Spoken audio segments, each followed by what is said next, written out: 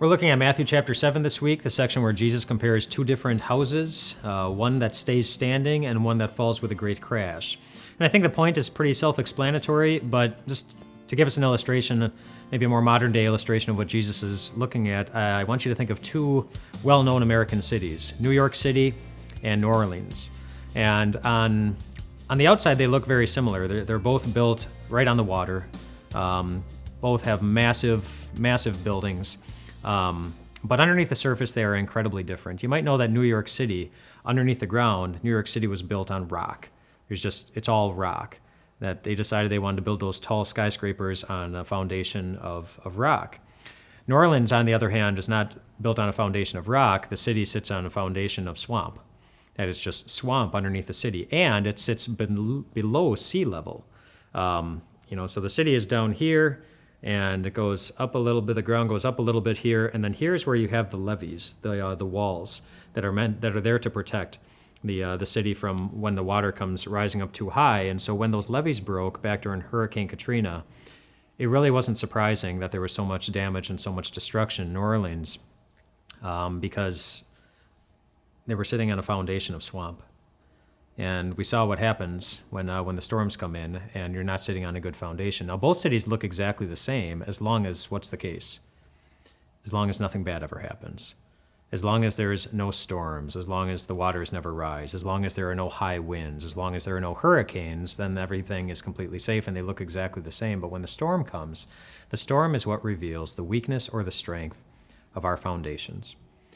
And Jesus knows that the same is true in our lives, is that when the storms come, when the challenges and the struggles, the different things that we don't quite know how to deal with, those are the things that really reveal the strength or the weakness of our foundation. And he tells us how to deal with that when he says two things. He says, everyone who hears these words of mine and puts them into practice. So two different things. And today I want to focus on that first one, the one of hearing these words of mine. And that phrase makes me think of a pretty well-known politician who I recently heard has a favorite Bible verse.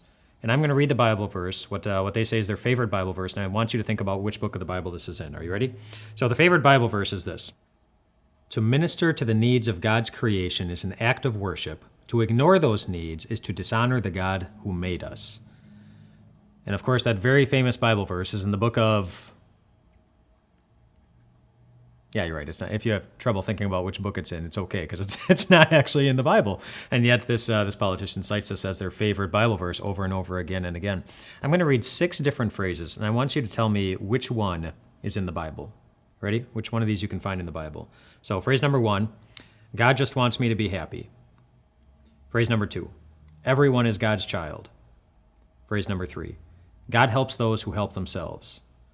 Phrase number 4, money is the root of all evil. Phrase number 5, when a Christian dies, heaven gets another angel. And phrase number 6, God won't give you more than you can handle.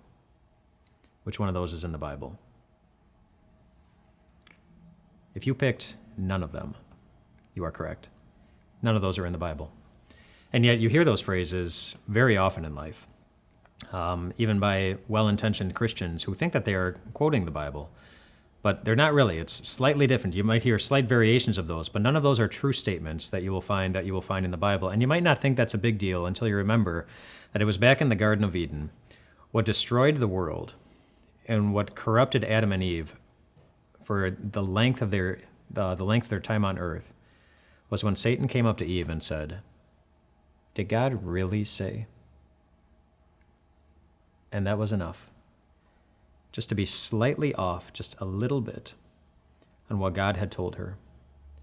It was enough to ruin all of creation. It was enough to fill all of our lives and the lives of our families with sin that is so horrible and so destructive. Did God really say? In the book of John, Jesus says this. Jesus said, "If you hold to my teaching, you are really my disciples. Then you will know the truth." And I bet you know the next phrase. "And the truth will set you free."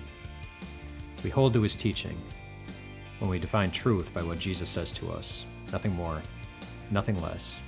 And Jesus promises that the result is that our hearts will be set free.